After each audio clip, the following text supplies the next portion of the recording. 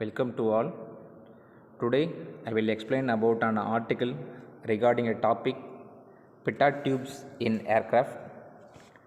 Pitot tube is widely used to determine the airspeed of aircraft. Basically, a Pitot tube is used in wind tunnel experiments and on airplanes to measure flow speed. It's a slender tube that has two holes on it. The front hole is placed in the airstream to measure what's called the stagnation pressure.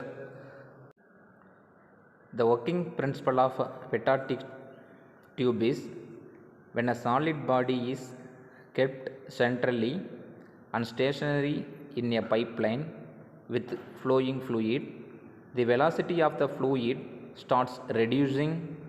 At the same time, the pressure fluid increases due to the conversion of kinetic energy into pressure energy. Due to the presence of a body directly in front of the solid body, the velocity becomes zero. This point is known as the stagnation point. The fluid can be measured by measuring the difference between the pressure at the normal flow line, static pressure, and the stagnation point. It's called as stagnation pressure. Before we going to the advantages part, the aircraft will basically used on 6 type of instruments. The first one type of instruments is attitude indicator, and the second one is a turn indicator, and third one is a head indicator, and fourth one is an altimeter, and fifth one is airspeed indicator, and the final one is vertical speed indicator.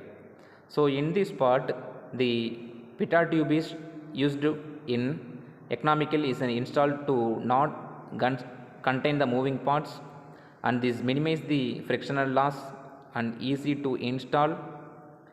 Due to its small size, it can introduce to fluid flow without shutting down the flow, and loss of pressure is very small.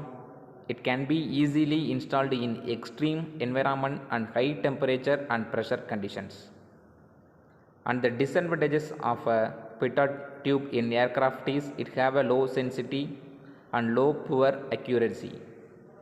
It requires high velocity flow, and it's not suitable for dirty or sticky fluid like sewage disposal.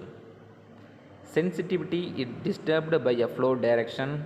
The Pitot tubes have found limited applications in industries because they can easily become clogged with foreign materials in the liquid. There is no standardization for Pitot tube. Change in velocity profile may cause significant errors. Due to change in velocity profile, it develops a very low differential pressure which is difficult to measure.